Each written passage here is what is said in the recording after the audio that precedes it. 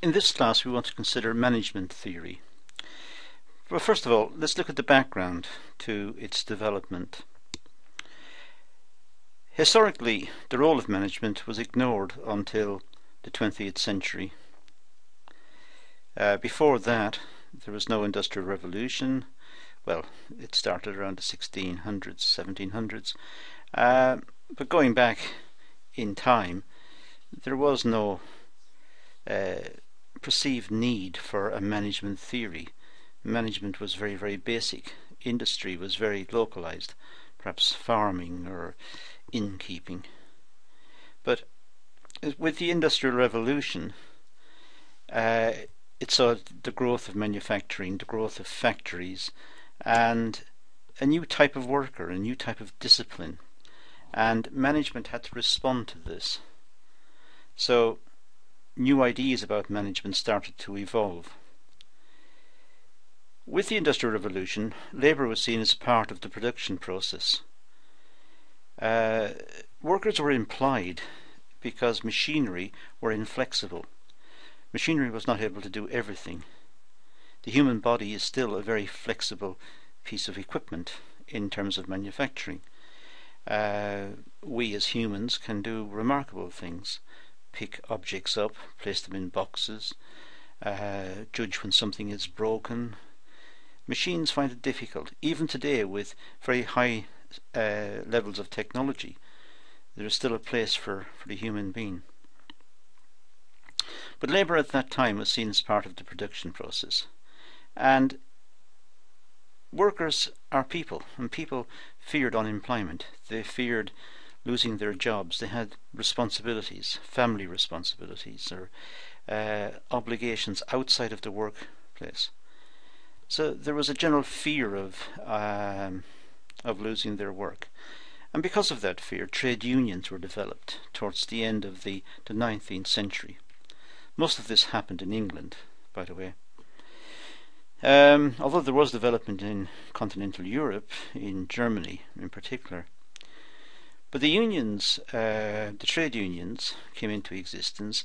These were collections or collectivities of workers coming together with views about how work should be conducted, and pay, remuneration, standards of work, and they agitated for improvements in favour of the workers. So that gave us the birth of the trade unions, which was a counterbalance to the industrialists. The industrialists owned the capital, employed the workers, but now the workers could withhold their labour if they were upset, go on strike. So the trade unions were a counterbalance to the employers. So workers were offered incentives to work, and the conditions of employment also changed. This took a long time, and it didn't happen to the same extent in all sectors of industry. But nonetheless, there was a movement towards better working conditions, more agitation for better working conditions, for holidays, perhaps national holidays every year, annual holidays I should say every year. There was agitation for safety at work, and so on and so on. So the conditions of work changed, and remuneration changed as well. People were better paid. There was more concern for efficiency and productivity, coupled with this new industrial order. So management wanted to be more efficient. They wanted to compete and export and show off their produce and show off their skills, perhaps even overseas. And they needed to have a productive labour force. But at the same time, the labour force had to be treated properly. So out of this general background, there emerged ideas about management. And this is really what we're going to consider here. Now, the management theory idea, the idea of having a theory of management, well, this can be subdivided into three broad parts. First of all, we have the classical part, which we'll have a look at later. We've got a theory of bureaucracy, which we'll also have a look at, and scientific management, which again we will consider. Now each of these assumes the following. Each of them assumes that the production process implies the division of labour. In other words, the division of labour means that we take a total job and break it up into small sections, into small parts, and individual workers work on each small part, so that the individual worker builds up an expertise, a skill, in the production of that small part, and then later the whole product is assembled, again by skilled people, and in that way a much more efficient output can be achieved. This was originally popularized by Ford with the production of cars, the first set of popular cars, the Model T Ford. But in fact it was written about in terms of economics right throughout history. It was popularized by Adam Smith, a very famous Scottish economist, in 1776 in a book called The Wealth of Nations. So the idea of the division of labour has been around for a long time, and here we're assuming that this is implied, that we have specialists. And in fact, the division of labour is all over the place nowadays. We are all specialists to some extent. We don't look after ourselves.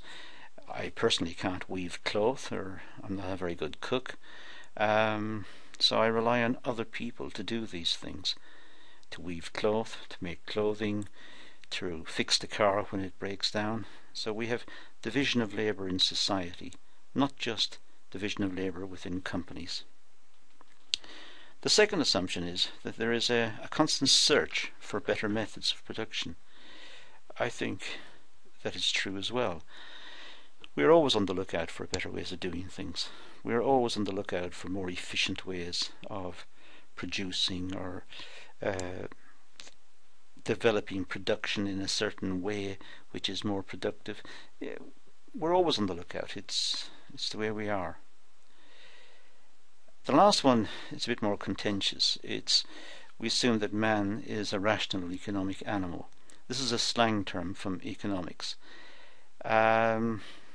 I think most economists even have problems with this concept. What it's saying is that we are maximizers. We want as much as we can get for as little as possible. And this drives the quest for efficiency. It just drives men and industrialists and ladies and producers, and it drives everyone to try and maximize profits, perhaps, or minimize costs. It's rational. It's rational economic behavior. Rational means maximizing behavior. It's not a very popular concept nowadays in economics. I think we more and more recognize that we do our best. We don't necessarily maximize. We do our best and we live our lives. However, that's for a different subject matter, different area, and we won't engage in it here. Let's start by looking at the classical organization theory. Well, this attempts to state universally valid principles of sound and effective management. Now, that's the dream of all scientists, to be able to state universally principles that apply everywhere. Universally valid, true, valid principles of sound and effective management. As we'll see, it's not that easy. And it's not that easy, I suppose, really, because we're dealing with people and we are very, very variable. However, Henry Fayol, in 1841 to 1925, developed the classical theory, and that was published in 1916. In this book, Fayol identified 5 roles for managers, and we'll start by looking at those 5 roles now. The first one is that managers have a responsibility for forecasting and planning within the business. Well, somebody's got to do it. Somebody's got to plan where the business is going, and somebody has got to forecast what the future is likely to be. We're always trying to predict the future, and it falls to the manager, generally speaking, to do that. It's a managerial function. The workers don't sit around doing it. It's the management. So that's one function.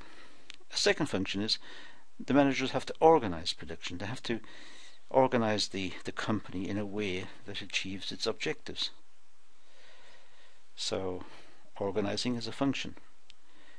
What he called commanding. In other words, directing the workers to do certain tasks. Certain tasks must be done. Perhaps the sequence has to be met in strict order. So the managers have a commanding role. They need to tell people what to do, how to do it, when to do it. And they must coordinate all of the production. They must bring it all together. It's not just taking some workers and getting them to be efficient. It's trying to get everybody to be efficient, but efficient in a way that makes sense in total. That each of the groups and their output mesh in to make the final product. It would be pointless to have one set of workers working very efficiently, everybody else drifting along. So at the end, there are too many of some products and not enough of others. So there's a coordinating function. And lastly, there's a controlling function. They must control the business. They must control costs. They must control the way the business is run, what time it opens, when it closes, security, health and safety. They must control production, the machinery. They must control. There's a controlling function. They must look after the whole thing. Fayol set out what he considered to be the principles for sound and effective management. Now, these are the principles for sound and effective management. He said there is a division of work that leads to greater efficiency and output. Well, the division of labour we spoke about earlier. So, a division of work. So you have more specialists. Generalists can do things, but they're not efficient at doing it. If we go back to me for a moment, I could weave cloth and make my own clothing, but I would not be very efficient, and I wouldn't look very good at the end. So it's far better for me to do what I'm best at doing, sell my labour on the market, get money, and use that money to buy clothing and to buy cloth. So Fayol set out what he considered to be the principles of sound and effective management. The first one is there should be division of labour. Secondly, there must be authority and responsibility.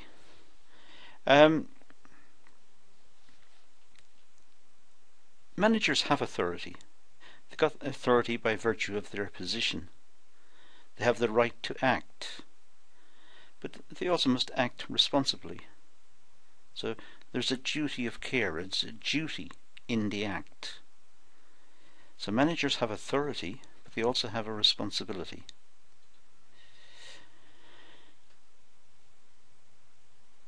Discipline.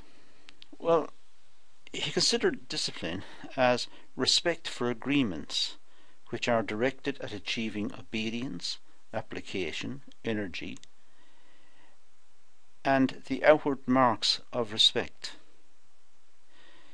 This perhaps is more in fitting with the time he wrote, back in the early 1900s. But I still think a lot of it applies today. There must be an obedience, not a childish obedience, but there must be an obedience to the rules. Once the rules are set out, we've got to follow the rules in terms of industry. Otherwise, the product will not emerge at the end. If we all do our own thing in the way we want to do it, when we want to do it, that would not be efficient. So there has to be a discipline in the sense of pointing out to workers and to junior managers that work has to be met according to this schedule, it has to be done according to this quality, and it must be marketable at the end. In other words, there must be good quality so that the consumer gets a good experience. And I suppose also there is an element of mutual respect within the workplace, that the workers must respect the management and the management must respect the workers. So there is a mutual discipline. There is a unity of command. Each subordinate, each worker, should have only had one supervisor. So each worker should really only have one supervisor. If you've got several people giving orders or commands or directions or requesting work, there's a conflict. There's a conflict as to where to go and when to go and how to go and what to do. Best to avoid it. Have a single supervisor. So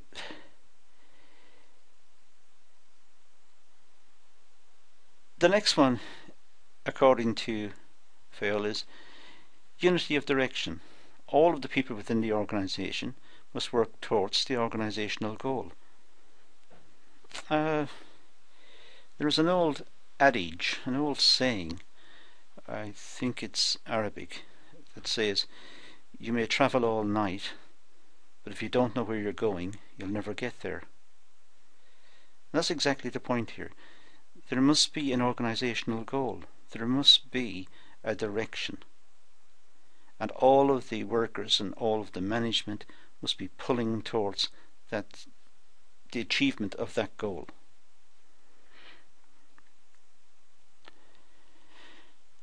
There must be subordination of the individual.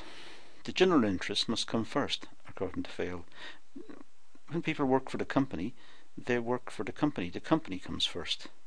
The company is like a team of people, and people work for the team, they work for the company. They get their own rewards, they get their own payment, their own remuneration, and their own status within the organisation. But really, their efforts are to promote the company, to promote the business, according to Fayol.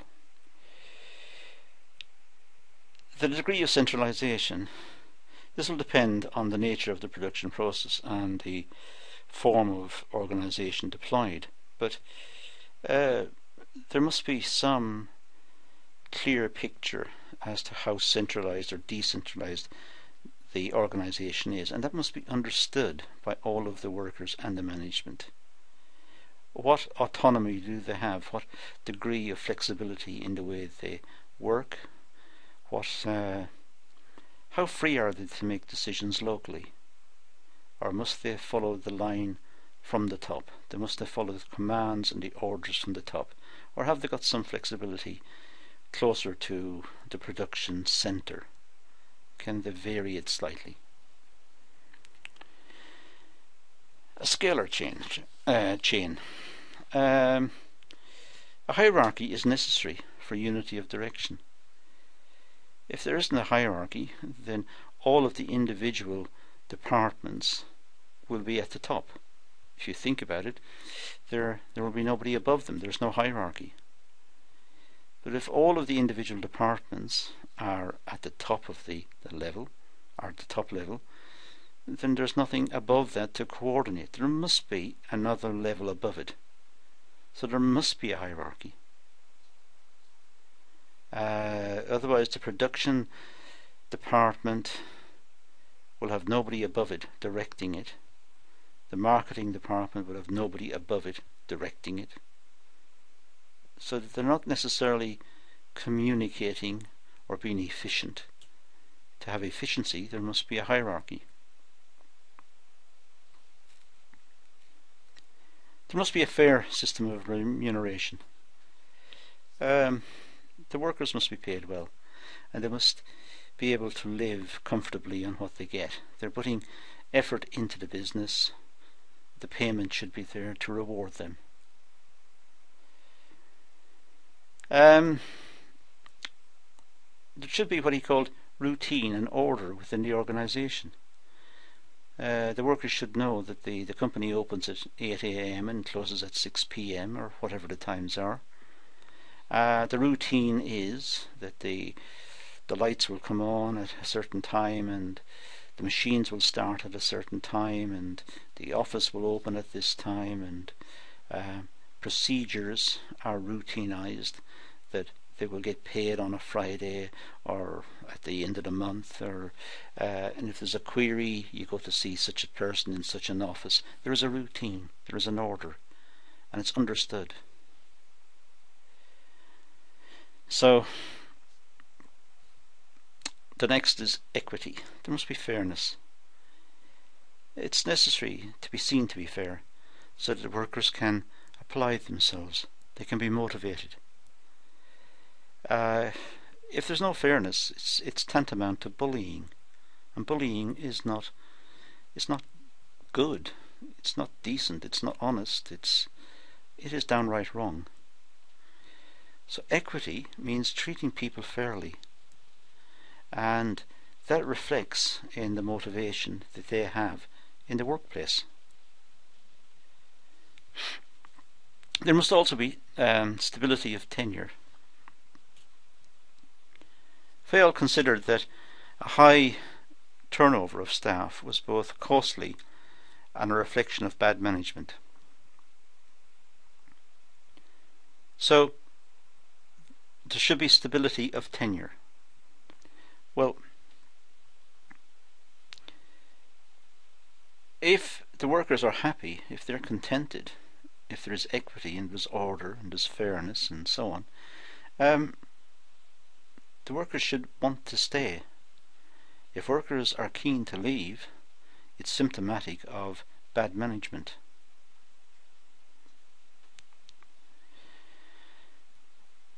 Initiative. Workers should be allowed to exercise initiative. Sometimes workers on the line doing a particular task can see more clearly a better way of doing it than perhaps the managers or the senior management, because the workers are involved. So perhaps allowing them initiative not only gives them a greater incentive to be involved and to relate to the business, to feel a part of the business, but also it improves efficiency. It's just simply a better way of doing it. There should be an esprit de corps. There should be a feeling of togetherness. There should be a feeling of all working on the same team.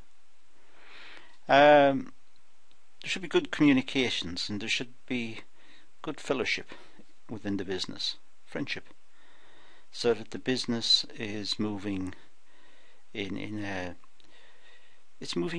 efficient manner, in a friendly and efficient manner, to achieve its goal. Now, these principles, the ones we've just discussed, were expanded upon by Erwig in 1952, who saw effective and successful management to include the following. This is just it's taking the previous set and it's just modifying it slightly and adding to it, but it's a slightly different view, so perhaps a bit more up to date. Let's see what he had to say. First of all, there is the principle of correspondence. The right to make decisions, authority, should be commensurate with responsibility.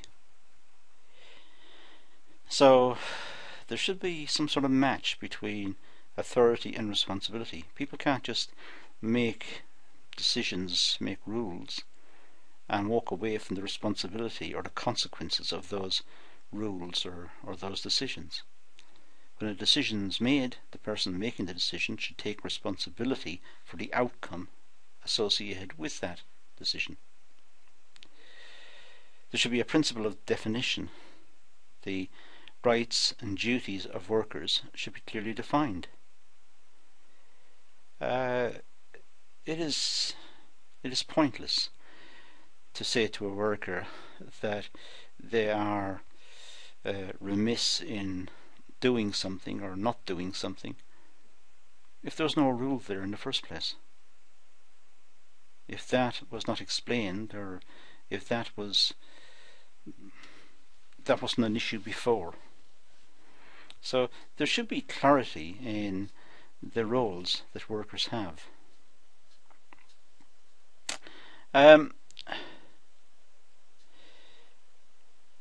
So we have the principle of definition, and then we have the span of control.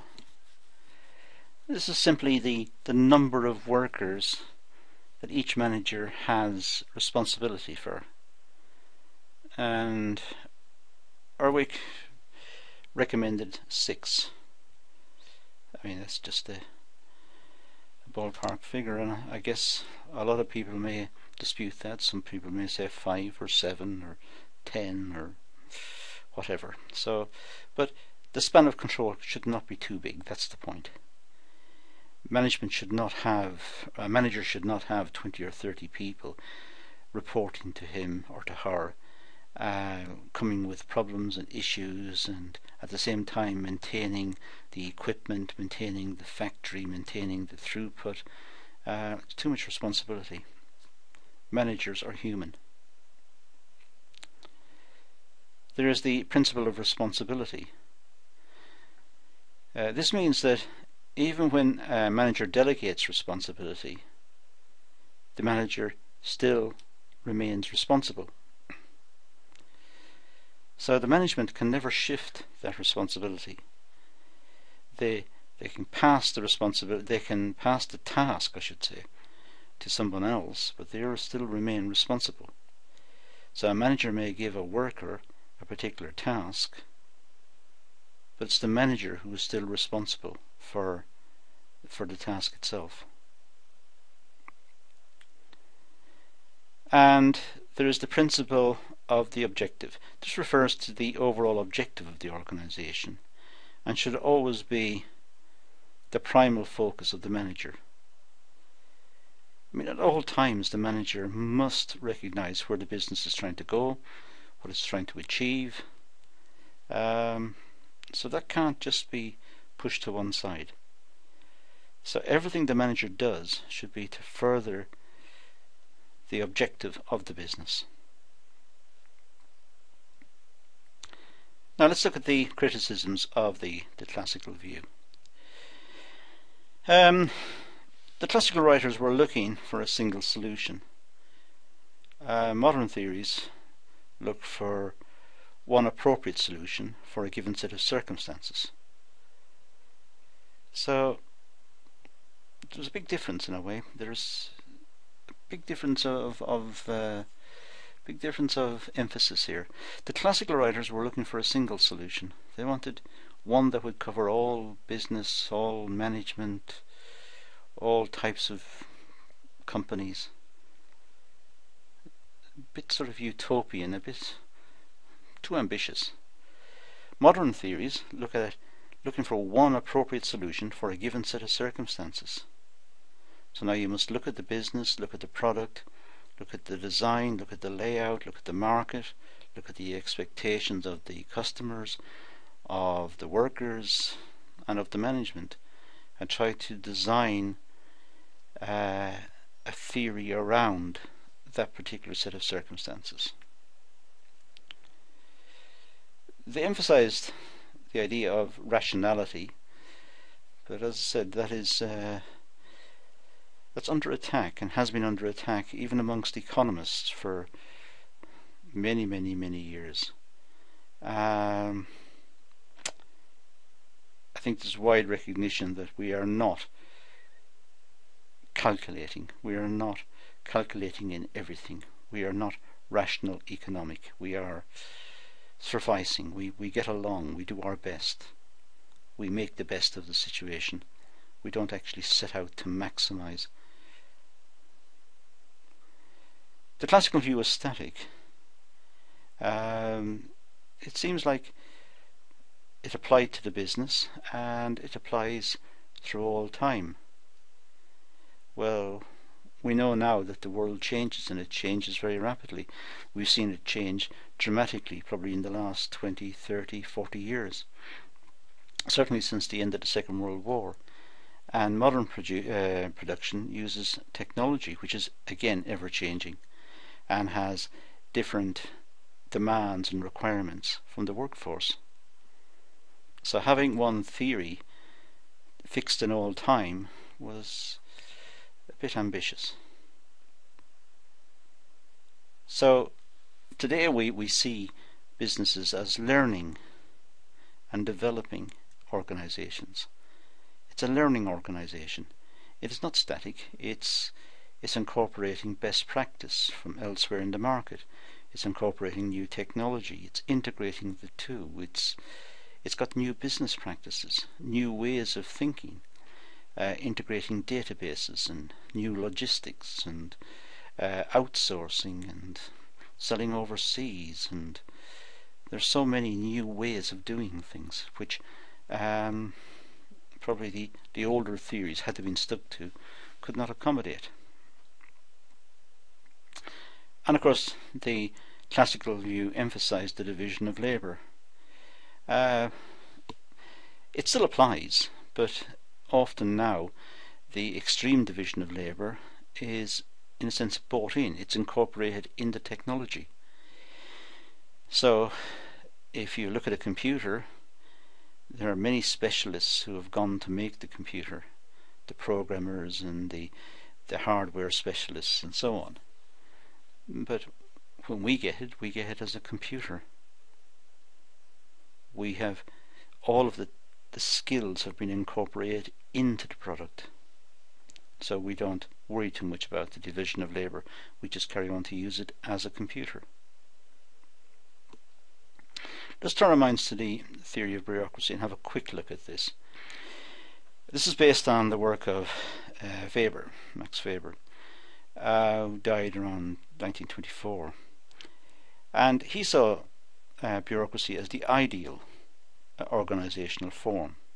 And have a look at his idea of what he meant by bureaucracy.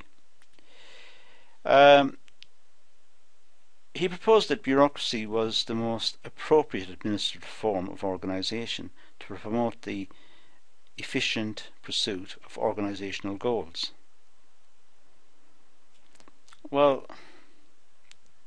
that's interesting, because we normally think of bureaucracy as a bad thing, as too much paperwork or too many rules, too many regulations and too many layers of administration. That's the common understanding. Whereas Weber had this idea that bureaucracy was the most appropriate administrative form of organisation. Bureaucracies were required. Obviously, efficient bureaucracies were required, but he saw it as that was important. He thought that the bureaucracies had the following characteristics. First of all, they're highly specialised and they're based on their functions. So marketing people will do marketing jobs, production people will do production jobs, accountants will do accountancy jobs. So they're highly specialised. They're all pulling towards the same goal, but they're all doing very specialist tasks. They're hierarchical. There is a chain of authority. There's somebody at the top, then there are a different layer of management dealing with all the specialisms, and perhaps a middle layer who's dealing with particular functions within that specialism, and then perhaps the workers underneath who are feeding through the processed work. So there are different layers. They're impersonal, in the sense that duties are carried out according to set procedures rather than personal whims. Generally speaking, the bureaucracy makes rules, and the rules do not depend on the person. The rules are made in light of what is required, what's perceived to be required, so that it's up to the workers to achieve according to that set of rules. The rules are not designed around people and said, or around particular people, and are said to accommodate personal preferences. The rules, generally speaking, are aimed at the efficient achievement of a certain goal, which in itself feeds into the achievement of the overall goal of the organisation. There is status and authority within the bureaucracy, and it should be based on merit and qualifications.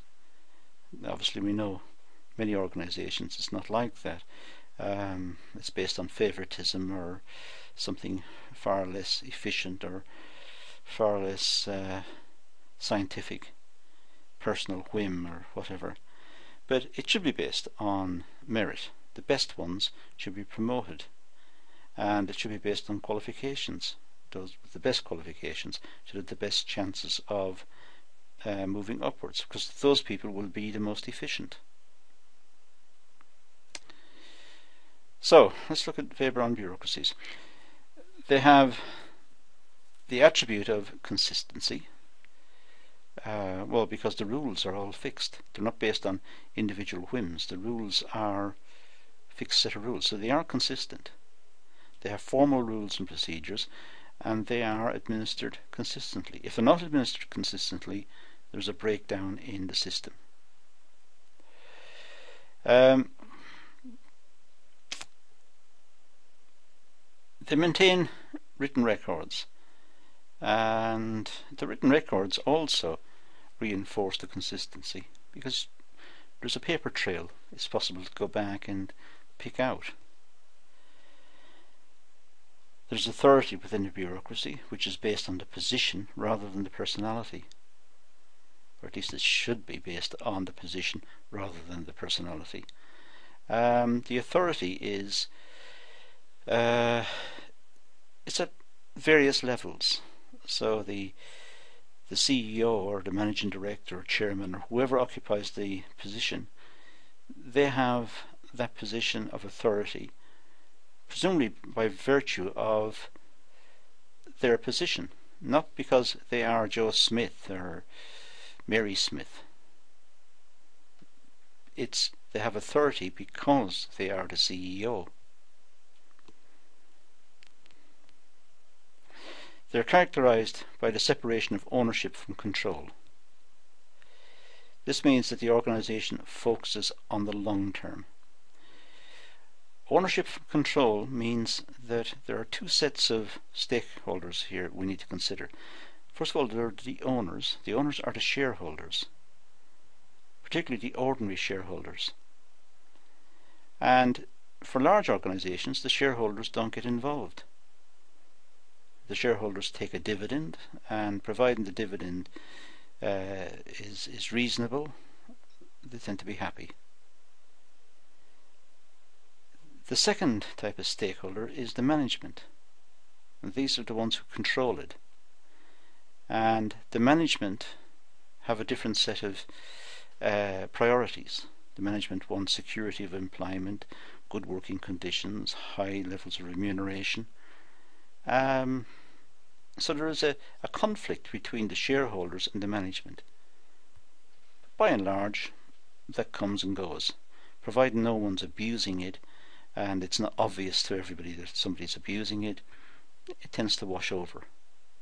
But bureaucracies have got this sort of split, a split between the owners, the shareholders, and those who control it, the management. Okay, that sort of concludes our introduction to management. There'll be more classes in this series, but in the meantime, thank you for watching.